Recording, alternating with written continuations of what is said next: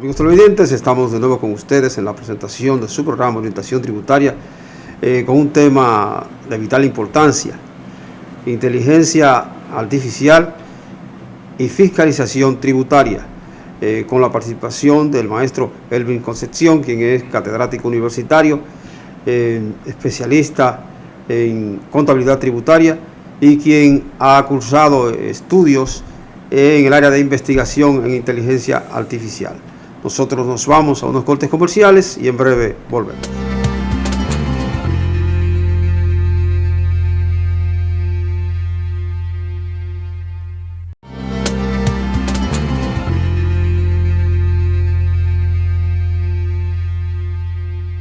Amigos televidentes, continuamos con su programa Orientación Tributaria bajo el tema Inteligencia Artificial y Fiscalización Tributaria, con la participación del maestro Elvin Concepción.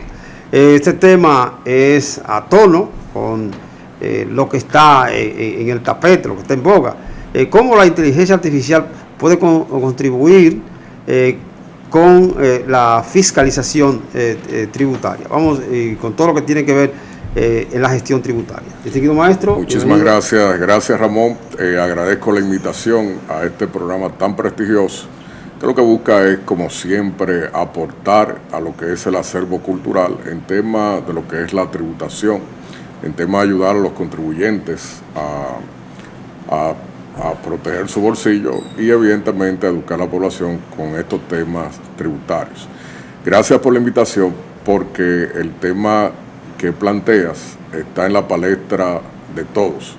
Si hace 10 años tú me hubieses invitado a este programa y hubiésemos hecho este programa, todo lo que vamos a decir acá en los próximos minutos quizás sería visto como algo de una película de ciencia ficción, quizás de una de esas películas del director James Cameron con El Exterminador.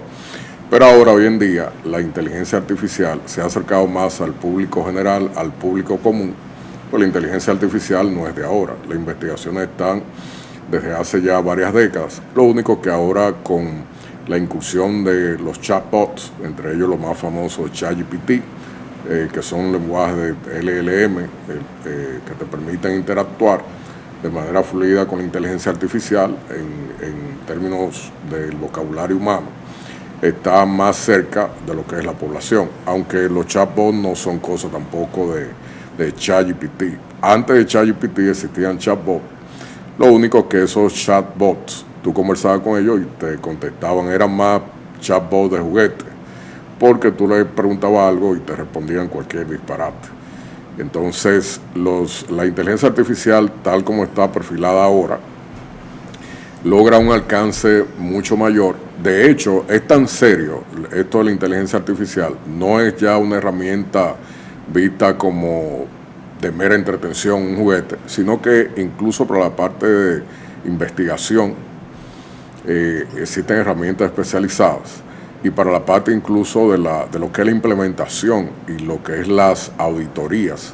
En el caso, por ejemplo, las auditorías externas, las auditorías internas, ya de hace algunos años hay software que ya vienen, aparte de lo que es la parte de lo que es las herramientas de auditoría per se, que utilizamos los auditores, también viene con un booster de inteligencia artificial, que lo que hace es que robustece esas auditorías y permite que, por ejemplo, nosotros como auditores podamos analizar cientos y miles de transacciones que antes era imposible solamente utilizando las herramientas tradicionales. Qué bueno que usted lo dice, porque cuando se habla de inteligencia artificial, usted mencionó, bueno, en principio era como un juguete para el ciudadano común, porque siempre que se inventa algo, el estamento militar lo maneja primero.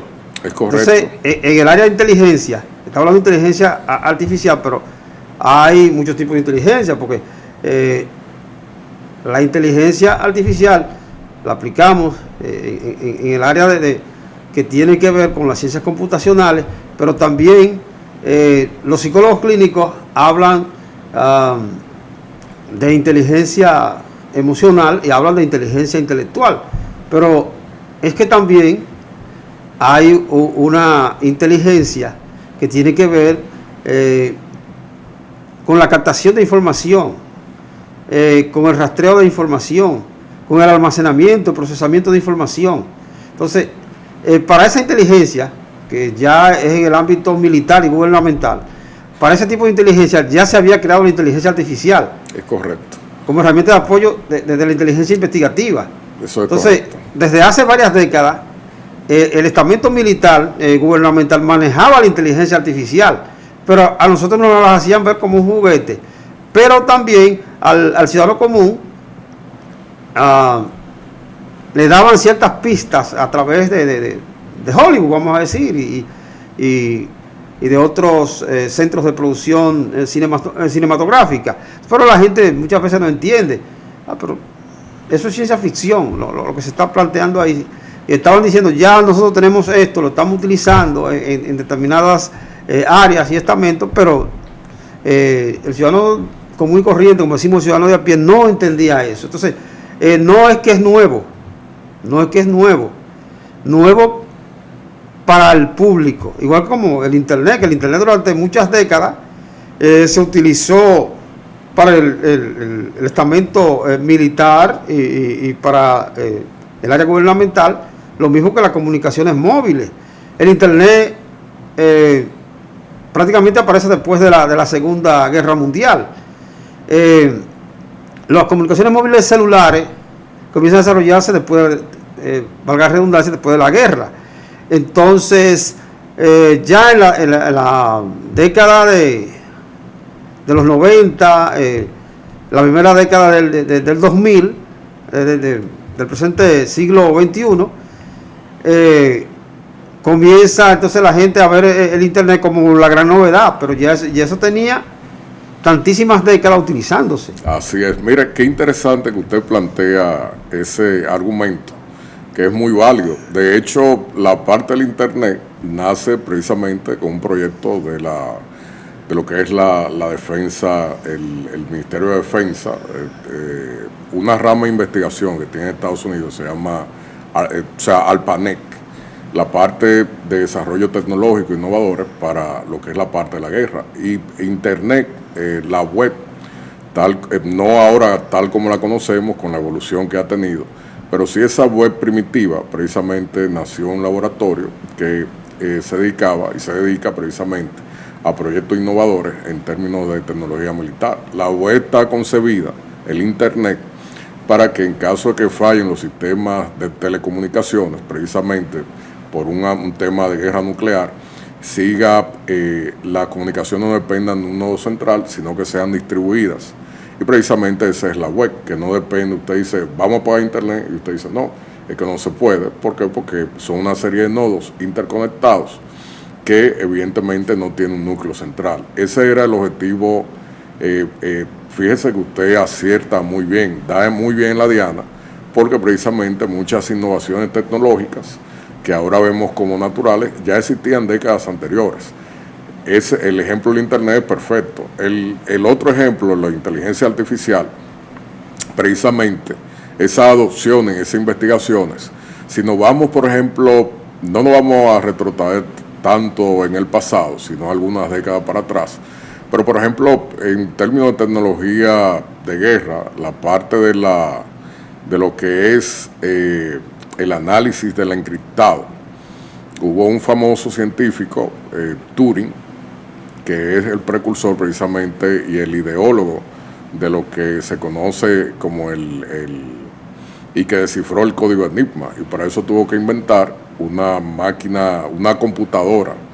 Digo, una computadora no como se conoce ahora, pues todavía la parte de la tecnología y los transistores no estaba tan avanzada y desarrollada como ahora, pero sí una computadora que es los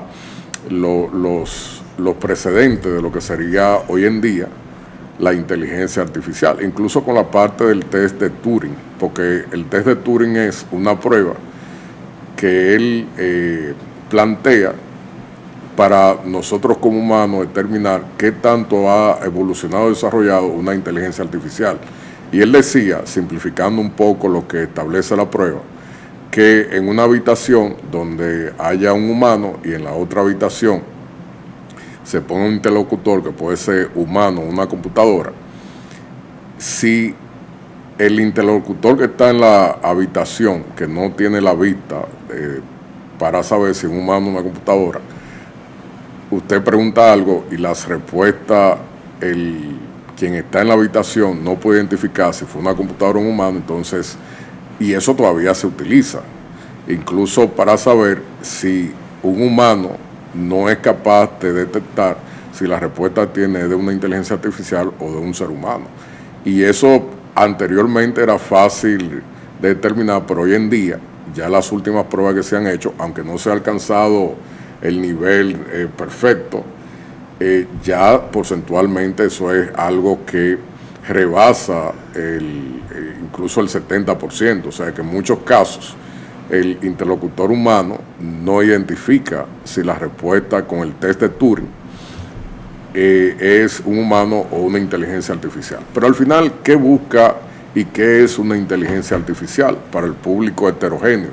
La mayoría del público ya está familiarizado con lenguajes denominados LLM. Existen diferentes tipos de inteligencia artificial, así como existen diferentes tipos de inteligencia humana, que eso está, lo de la parte de la inteligencia humana es una teoría de Gartner, donde nos dice, un prestigioso científico, él nos dice que los humanos tenemos una inteligencia general, racional, la que utilizamos, pero que nuestro cerebro estamos configurados y, por ejemplo, hay gente que tiene una inteligencia musical, por ejemplo, hay gente que se especializa en tener una inteligencia espacial y así una inteligencia, por ejemplo, lingüística. Asimismo, las inteligencias artificiales se especializan en tener, y existen diferentes tipos de inteligencia artificial. Ahora, maestro, ¿por qué limitar la inteligencia humana? Fulano tiene tal tipo de inteligencia, por ejemplo, inteligencia artística, una inteligencia para desarrollar tecnología computacional, sí. Una inteligencia lingüística. Mira, hay que una realidad, fíjese, porque lo digo por lo siguiente, todos tenemos capacidades. Usted puede, si usted se dispone, usted puede llegar a ser ingeniero nuclear. Ahora bien, lo que ocurre es que posible que a usted y a mí nos sea un poco más difícil que a otra persona. Y quizás nosotros podamos ser músicos más fácil que ingenieros nucleares. Pero al final terminamos siendo ingenieros nucleares. Podemos ser arquitectos, podemos ser médicos y cualquier rama de especialización. Entonces, yo entiendo, he llegado a la conclusión de que todos tenemos capacidades y que a uno se le hace más fácil que a otro llegar por un camino, pero todos podemos llegar. Esa es la realidad. Así es. Tiene que ver incluso la parte, eso que usted plantea es bastante interesante. Viene también del hecho de la especialización del trabajo.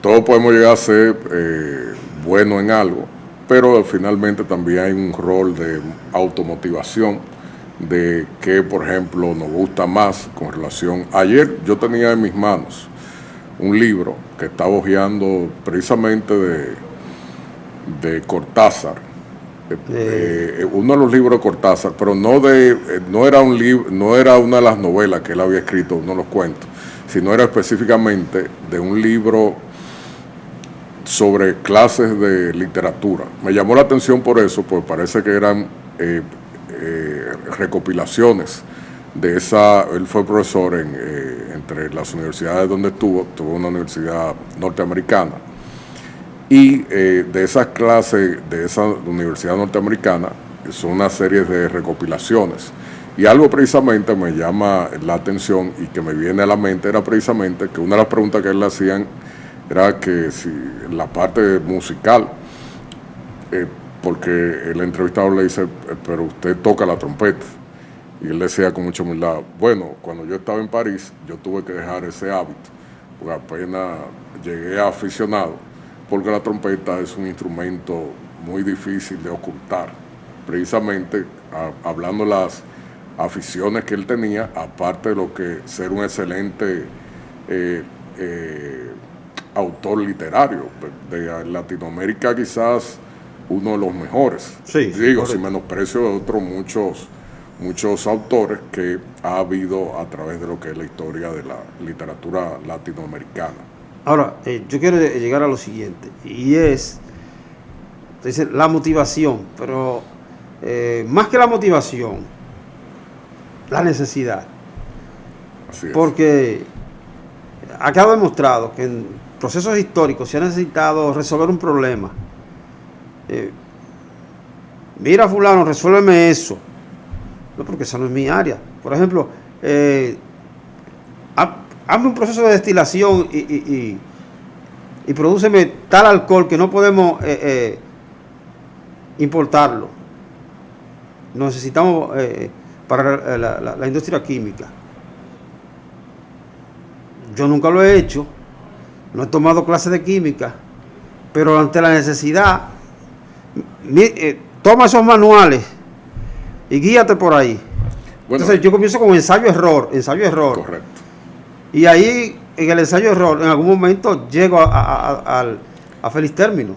Así es. Mire qué buen símil usted ha puesto, porque dirá, bueno, el público televidente, ¿qué tiene que ver la destilación de alcohol con inteligencia artificial? Tiene que ver mucho en términos del símil que se plantea, porque fíjese que los lenguajes de programación, la inteligencia artificial que existen actualmente, siempre se van mejorando sobre la base precisamente del ensayo-error y una serie de parámetros y algoritmos que le son insertados, y cada modelo posterior presume de tener mejores capacidades, porque no se ha llegado a lo que se conoce como la AGI, que sería la inteligencia artificial superior. O sea, una inteligencia artificial que tiene incluso autoconciencia de que su propia existencia, si podemos interpretar la existencia desde el punto de vista que lo interpretan los humanos, que sería algo muy diferente para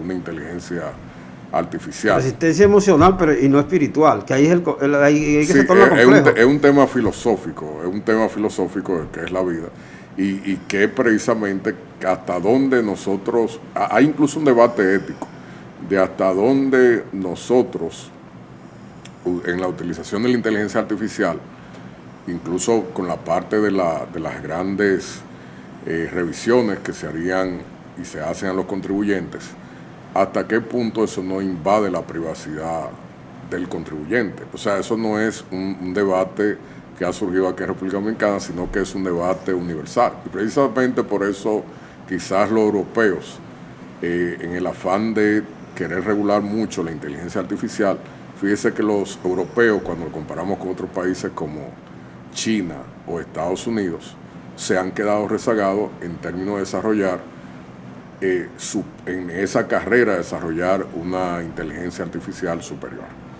Bueno que usted lo diga, porque hay una realidad. Cuando se recaba información a través de cualquier tipo de inteligencia, obviando la inteligencia artificial, una inteligencia investigativa, se recaba la información y se crea un banco de datos. Es toda la información del contribuyente que está ahí. Entonces, cualquier información que se recabe en un banco de datos está invadiendo la privacidad del ser humano, sea contribuyente o no. Es un debate sobre la ética de hasta dónde nuestros datos deben... es un debate que lo tiene Europa, lo tienen muchos países, y está en la palestra, es decir, hasta dónde mis datos personales, incluyendo la parte de los datos biométricos. Hoy vemos como muy normal en el celular nosotros desbloquearlo con nuestro rostro. Que no es correcto, no lo veo correcto. Eso tiene su pro y su contra, porque en términos de vulnerabilidades, en términos de seguridad informática, tiene su bémoles. Facilita mucho la vida en ciertos aspectos, el aspecto de que usted no tiene que recordar claves, pero por otra parte también lo hace vulnerable si esa tecnología no es adecuadamente utilizada. Igualmente con los datos de lo que es el contribuyente, se da ese debate, no solamente aquí en el país, eso es algo que se ha debatido, se debate en Europa, que son muy recelosos del tema de privacidad, hasta donde, es más, incluso se advierte los profesionales de la ciberseguridad de que usted, por ejemplo, cuando usted está conversando con los chatbots como GPT, ChatGPT, Claude, Gemini, entre otras, Grok, que es la de Elon Musk, usted no inserte datos muy personales suyos. ¿Por qué? Sí. Yo particularmente le he dicho a algunos amigos que traten de evitar los famosos chats. La interacción con esos chats, para mí, es mi concepción particular. Cada quien es dueño de sus acciones y puede pensar lo que bien interprete. Pero para mí, hay que evitar lo menos posible estar metido interactuando con esos chats y dando información. Ahora, todos esos chats son en base a la información que el humano introduce. Porque todos esos algoritmos se crean en base a la información del humano. Porque eso no existe por arte de magia. Porque dijimos pues, que puede tener una existencia propia. Sí, pero todo eso es creado por el humano, ¿verdad? Ahora, volviendo con cuanto a la información. El órgano recaudador es parte del Estado y quieras o no, el Estado puede manejar mi información. Lo que pasa es que hay que darle permiso, que la autorización de aquí, de allá. No, el Estado tiene información porque los organismos de seguridad tienen mi información y a un clic, pues, el propio órgano recaudador, aunque ellos no lo dicen, pero hay un departamento que tiene la información y ellos saben todo lo que yo muevo. Sí, de hecho la Dirección General de Impuestos Internos, como usted bien lo dice, no es de ahora, sino ya lo que pasa es que ahora las herramientas se han especializado mucho más. Antes la inteligencia artificial no era tan utilizada como ahora, pero la Dirección General de Impuestos Internos ha tenido desde hace ya muchos años la parte de herramientas y oficinas como es la oficina de cruce de información. Claro. Por ejemplo, esas notificaciones que se le mandan a algunos contribuyentes, donde es precisamente sobre la base de esas transacciones, donde, por ejemplo, los comprobantes fiscales han ayudado a crear esa base. Los chilenos, esos países como Chile, México, fueron de los primeros propulsores. Y ahora viene una segunda etapa, pero esa parte de los comprobantes fiscales han ayudado precisamente a la DGI a ser mucho más eficiente en términos de lo que son las recaudaciones, a pesar de que todavía, según las estimaciones del mismo Ministerio de Hacienda, todavía en el país, por ejemplo con el ITEVIS, por solamente citar un impuesto que más se recauda, y por ejemplo, solamente ITEVIS anualmente, según estimaciones del mismo Ministerio de Hacienda, se va de alrededor del 47%. Usted dirá, bueno, 47% es un número bastante significativo. Si también tomamos en cuenta que, por ejemplo, para el año del presupuesto del 2024, la parte de las recaudaciones de la DGI, en lo que tiene que ver con recaudaciones totales, la parte de la administración tributaria fueron de aproximadamente 840,000 millones de pesos. Y de esos 840,000 millones de pesos aproximadamente, solamente ITEVIS, para que el público televidente tenga una idea, alrededor de aproximadamente 17,000 millones de pesos provinieron precisamente de la recaudación del ITEVIS. Y dirá, bueno, y entonces, ahí cómo entra la inteligencia artificial. Bueno, está la parte, usted ahorita planteaba algo muy interesante. Ahí tenemos entonces que hablar de algunos términos que tienen que, voy a respetar el término original que está en inglés y lo voy a tratar de traducir aproximadamente al español, la parte del machine learning, que es la parte del aprendizaje automático de las máquinas, un tipo de, la parte no solamente de los algoritmos, sino también de esa parte de la información del contribuyente, que es la base del Big Data. O sea, ese Big Data, el Big Data se refiere precisamente a usted poder, con esa gran base de datos que tiene, por ejemplo, en este caso los contribuyentes, poder hacer análisis. ¿Qué es lo que hace la inteligencia artificial en este sentido? Que acelera lo que hace un humano. Evidentemente esos algoritmos son programados por humanos. Sí. Y al momento de la programación, que es lo que también, lo que debe procurarse es que no tenga sesgos.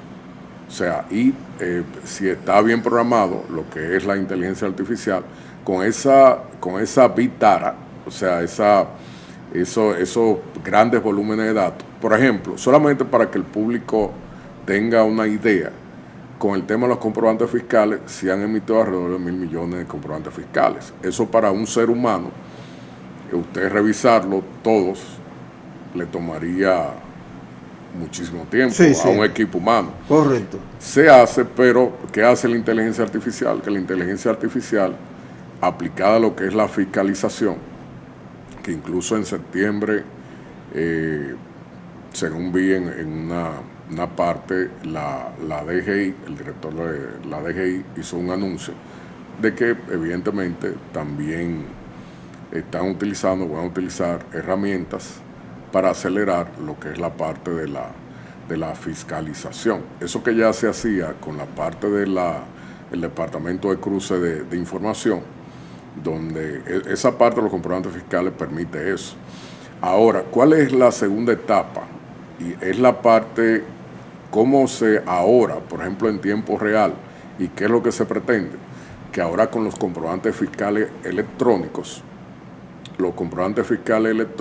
logran, es la segunda etapa, los comprobantes fiscales. Recordemos que con los comprobantes fiscales, el contribuyente manda la información, pero hay un lapso de tiempo entre el momento en que se produce la transacción con los comprobantes fiscales y la parte del reporte a la DGI a través de los diferentes formularios. Ahora, eso plantea otro problema. Porque yo voy a un comercio, entonces me dice, ¿con comprobante o sin comprobante?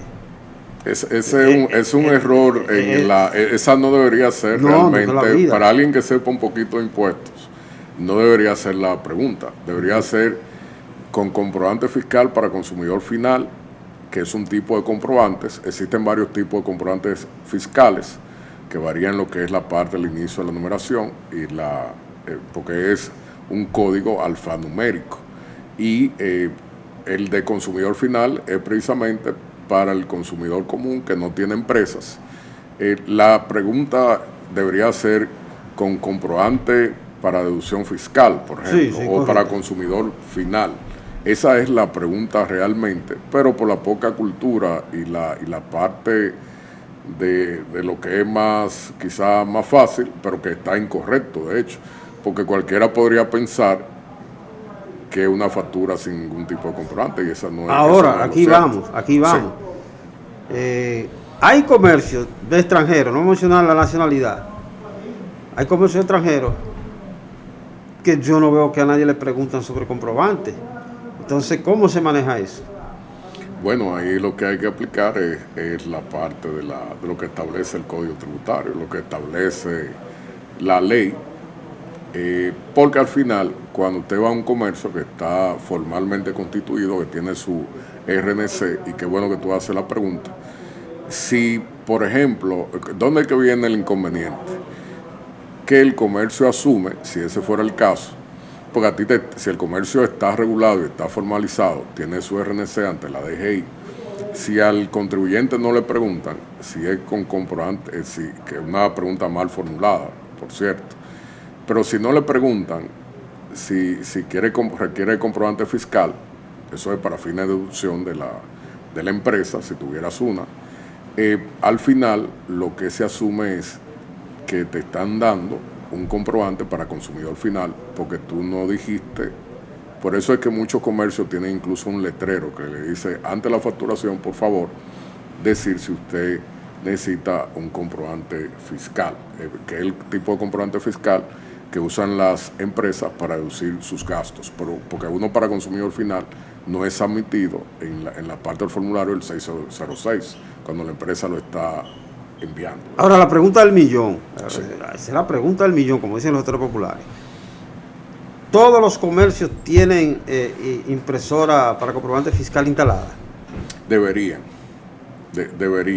Incluso, fíjese que ahora con la parte de la segunda etapa de lo que son esa parte es interesante. Sí. Vamos a continuar en el próximo segmento, en virtud de que debemos cumplir con unos compromisos comerciales.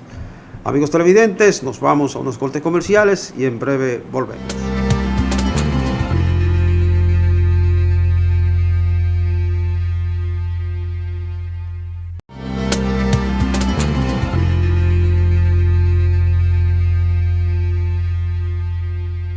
Amigos televidentes, continuamos en su programa Orientación Tributaria con el tema Inteligencia Artificial y Fiscalización Tributaria. Seguido, usted en el segmento pasado estaba explicando algo que dejamos inconcluso. Continúe, por favor. Sí, muchísimas gracias. La pregunta era que si los contribuyentes deberían tener impresoras fiscales. Recordemos que las impresoras fiscales, que luego se le pasó a denominar eufemísticamente soluciones fiscales, eran precisamente, usted me pregunta que si deberían tener. Bueno, si usted es un negocio legalmente constituido, se supone que sí. Y la segunda etapa, y qué bueno que usted me hace esa pregunta, la segunda etapa precisamente de eso de los comprobantes fiscales, que es muy interesante, porque hubo un antes y un después. Luego que la Dirección General de Impuestos Internos adoptó lo que era esto de los comprobantes fiscales, que fue adoptado anteriormente por otros países, y aquí lo asumimos, aún así fíjese que las cifras de estimaciones oficiales establecen que un impuesto como es el ITEVIS, que en otros países se conoce como IVA, Impuesto a Valor Agregado, todavía aún así con comprobantes fiscales, el nivel de evasión dicho por los mismos organismos oficiales que hacen estimaciones, el Ministerio de Hacienda, alrededor de un 47%. Dirá, bueno, pero ¿qué me representa eso para la parte de la economía? ¿Y cómo viene esa parte de la inteligencia artificial? Que precisamente la inteligencia artificial funciona sobre la parte de auditar la información que está disponible. Si usted no tiene data para alimentarla, que era algo que usted planteaba, la inteligencia artificial está limitada en la parte de hacer los análisis. Ahora, ¿cómo resuelve la Dirección General de Impuestos Internos? ¿O cómo resolverá? Porque es algo que está en proceso. Con la segunda etapa, que es la parte de los comprobantes fiscales electrónicos. ¿Qué hacen los comprobantes fiscales electrónicos? Hacen que el contribuyente, por ejemplo, ya esa transacción que usted reportaba dentro de un plazo establecido, dentro del plazo establecido por la ley, automáticamente eso vaya a una base de datos, a un centro de datos de la DGI, que esa transacción en tiempo real se procese y la DGI tenga esa información en tiempo real, y con esa Big Data, que es lo que es ese comprobante fiscal electrónico que te está haciendo que la información tuya esté disponible en tiempo real para lo que es la Dirección General de Impuestos Internos, la inteligencia artificial pueda analizar ¿en busca de qué? En busca de patrones irregulares. Y esos patrones irregulares pueden dar precisamente con lo que es la parte de transacciones que por su naturaleza evidentemente tenderían a lo que sería la evasión. Incluso en el caso de la ITEVIS, con la implementación de inteligencia artificial, si extrapolamos los números que tenemos actualmente, los números que son publicados por la misma Administración Tributaria, la misma Dirección General de Impuestos Internos, eso significaría que con el uso de inteligencia artificial, la Dirección General de Impuestos Internos podría recaudar aproximadamente 15,000 millones de pesos más de lo que recauda actualmente, suponiendo que la tasa de evasión es aproximadamente un 47%. Bueno, el hecho es que con inteligencia artificial y sin inteligencia artificial debe haber voluntad, porque sin voluntad no se logra nada.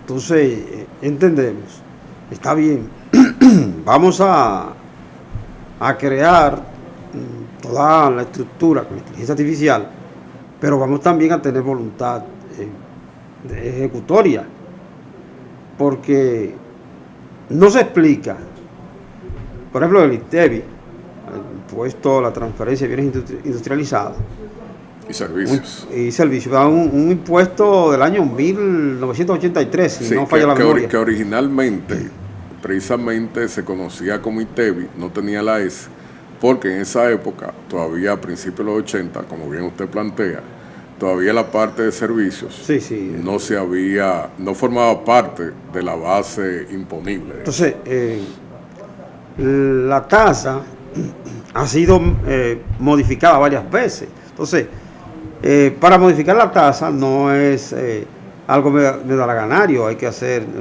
una serie de estudios y análisis y mediciones. Entonces, aún no logramos entender cómo al órgano recaudador se le puede estar, diría, defraudándose por tanto tiempo y no se han tomado los correctivos del lugar. Mire, esa parte que usted plantea precisamente es algo que por la misma naturaleza del impuesto. Recordemos que el ITEVIS es un impuesto que tal como está contenido en uno de los títulos del Código Tributario, el título 3, que es el que trata sobre el ITEVIS, establece que el mismo contribuyente debe ser el agente de retención. Y evidentemente, por la misma naturaleza del impuesto. Y por la misma naturaleza del impuesto hace que sea un impuesto susceptible a defraudaciones del fisco. La primera parte de los comprobantes fiscales, anterior a la implementación de los comprobantes fiscales, los números de comprobantes fiscales era mucho más alto. Con la parte de la implementación, aún así, es alto, porque 47% de un impuesto es bastante alto. Sí, evidentemente. Entonces, precisamente ahí es que viene la parte de que la DGI implemente la parte de los comprobantes fiscales electrónicos que fueron adoptados, se le dio un calendario, un plazo. Primero se adoptó como un piloto para la parte de grandes contribuyentes y luego entonces se estableció un calendario que llega hasta el 2025, donde ya entonces lo que es no solamente un grupo X de contribuyentes, un grupo específico de contribuyentes, usarían los comprobantes fiscales electrónicos, sino que sería de adopción masiva y general para todos los contribuyentes registrados con su RNC ante la DGI. ¿Cuál es la ventaja del comprobante fiscal electrónico? Que precisamente el margen para manipulaciones se reduce. Actualmente, como el contribuyente debe registrar y presentar sus declaraciones, no es que no se vaya a hacer, pero no se vaya a dejar de hacer, pero en la parte de los comprobantes fiscales electrónicos ahí hay ya una transacción que en vivo, en tiempo real, la DGI puede analizar y puede analizar de manera masiva. Algo me recuerda a usted la parte de la privacidad de los datos. Siempre con ética debe manejarse. La parte plantea, usted me acordaba mucho a algo que planteaba George Orwell, me parece, ese autor británico, inglés, la parte del libro 1984.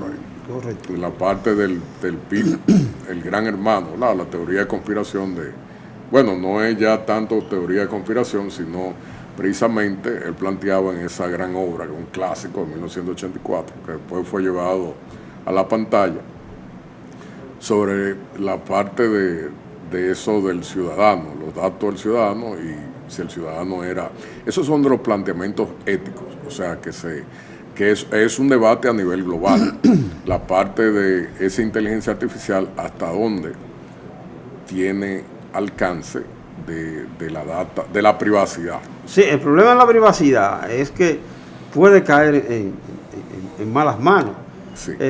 Porque los hackers y otros que le llaman los crackers, ¿verdad? Sí. Pueden manejar la información. En la dark web, ahora que usted plantea eso, la dark web, la red oscura, precisamente una de las cosas de ese negocio son bases de datos de empresas que han sido vulnerables a ataques cibernéticos, por ejemplo, robo de información a través del ransomware, que luego piden rescate, incluso la parte de filtración de contraseñas en correos electrónicos que evidentemente no deberían ser de dominio público. Entonces, es un tema que también se pone sobre el tapete y es uno también de los grandes desafíos al tener grandes volúmenes de datos, manejar grandes volúmenes de datos de manera muy específica. Hay muchas personas que tienen miedo con esto de la inteligencia artificial, y es lógico, porque un ejemplo es la información bancaria, sí. Que no sabemos cómo que se puede filtrar tanta información bancaria y a veces la gente tiene su suspicacia. Y dicen mire, tantísimas cosas que no nos atrevemos a decir. Mire, la parte de los datos son de la parte que lo especializa en ciberseguridad. Hay estadísticas, evidentemente, como hay un retorno económico, pero muchas veces el asunto viene del propio usuario. O sea, la entidad puede tener todos los sistemas y mecanismos de seguridad que cumplir con altos estándares de seguridad, pero muchas veces quien facilita el tema de filtración de datos es el mismo usuario de la entidad, que cae, por ejemplo, en maniobras que se conocen como ingeniería social, donde, por ejemplo, usted recibe un correo o recibe una llamada y a través de ese correo, el correo le dice que, suplantando evidentemente la identidad de su entidad bancaria, no es su entidad, pero en el correo le dicen para verificar sus datos personales y su contraseña, oprima el link que está en el correo. Y si usted no es muy aguzado con temas de ciberseguridad, porque incluso muchas veces las mismas entidades de intervención financiera a usted le mandan correo advirtiéndole o le mandan SMS advirtiéndole que nunca abra un link, que el banco no le va a mandar a usted un link para que usted lo abra. Ni le va a pedir la contraseña. Ni le va a pedir la contraseña. Entonces, muchas veces a través de esa maniobra de ingeniería social, a través del phishing, se logra que sea el mismo usuario que ceda su información financiera de manera dañina a lo que es su propio. Porque a veces llaman a uno, yo digo, permítame, que voy a pasar por la institución para conversar de manera personal. Es usualmente yo, cuando me llaman y me piden datos personales, eso es lo que yo le digo. Yo paso ni siquiera le digo por qué sucursal, yo paso por alguna de las sucursales. Sí, ciertamente. Nosotros debemos cumplir con unos compromisos comerciales para continuar en el próximo segmento. Amigos televidentes, nos vamos a unos cortes comerciales y en breve volvemos.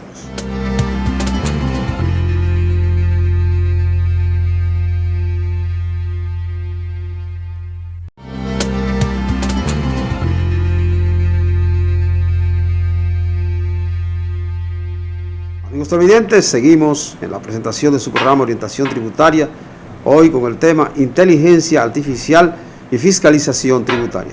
Continuando, distinguido. Bien, estamos en un momento crucial. Evidentemente, la fiscalización con el uso de inteligencia artificial plantea un antes y un después. Sabemos que la presión tributaria en República Dominicana, comparado, por ejemplo, con países de la región, datos que ofrece la misma OCDE y organismos internacionales, es baja en comparación a esos países. Sabemos también que hay grandes desafíos para la administración tributaria en República Dominicana. Y parte de esos desafíos precisamente vienen acompañados con la implementación del uso de la inteligencia artificial. ¿Es positivo el uso de la inteligencia artificial? Sí, manejando bien los datos del contribuyente de manera ética y evidentemente que esos algoritmos estén bien parametrizados para evitar sesgos. Se puede, poniéndole números, por ejemplo, se estiman organismos internacionales como el Fondo Monetario Internacional y otros organismos estiman que alrededor del 60-70, usando cálculos conservadores, de las actividades que un organismo fiscalizador hace en términos de lo que es fiscalización de auditoría, se pueden automatizar. ¿Quiere decir esto que el auditor tributario va a desaparecer? No, al contrario, eso es lo que va a facilitar mucho el trabajo, porque como quiera que sea, siempre está la parte humana, la parte de usted no dejar, por eso es peligroso cuando usted deja que una inteligencia artificial sin ningún tipo de supervisión humana, usted la deja, por más eficiente que haga el trabajo, las inteligencias artificiales también deben ser auditadas, deben ser auditados los algoritmos también. Sí. Hay un peligro. Sí, hay que auditar la inteligencia artificial y los algoritmos, pero también hay que tener cuidado del funcionario, el supervisor y demás, que de repente dice, bueno, pero la inteligencia artificial está haciendo el trabajo, hay cierto tipo de personal que no es necesario, vamos a desvincularlo. Mire, eso plantea, siempre se ha dicho que hay algunos oficios y profesiones que van a desaparecer. En el caso de la auditoría yo no creo, por ejemplo en programación, incluso el mismo presidente de NVIDIA, el mismo CEO de NVIDIA, que es una tecnología crucial, la parte de los semiconductores, pues es la parte del hardware que soporta lo que es la tecnología de la inteligencia artificial actual que tenemos. Él incluso llegó en un momento determinado a decir que, por ejemplo, que ya en las universidades no iba a ser necesario que se estudiara programación. Yo le pregunté en estos días a alguien, un profesional de la rama de programación, y me dijo, no, es que y precisamente siempre va a haber necesidad de alguien que tenga los conocimientos, porque al final, incluso con la parte de auditoría, yo le decía al principio del programa que existen software que ya integran inteligencia artificial. ¿Por qué no han sido adopción masiva? Bueno, pues hay un tema también de costo para las empresas. Usted sabe que la investigación, lo que cuesta desarrollar ese programa, tienen que amortizarse.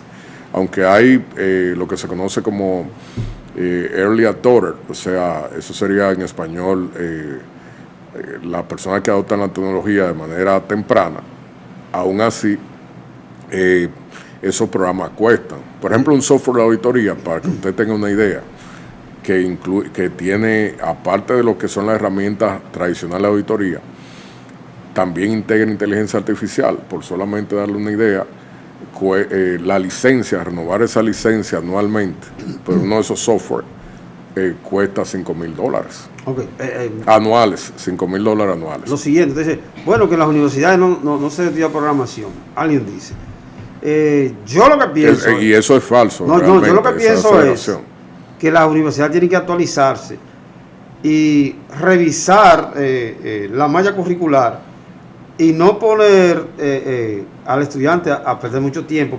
Lo digo por lo siguiente, porque instituciones como los llamados community college preparan programadores en tiempos récord.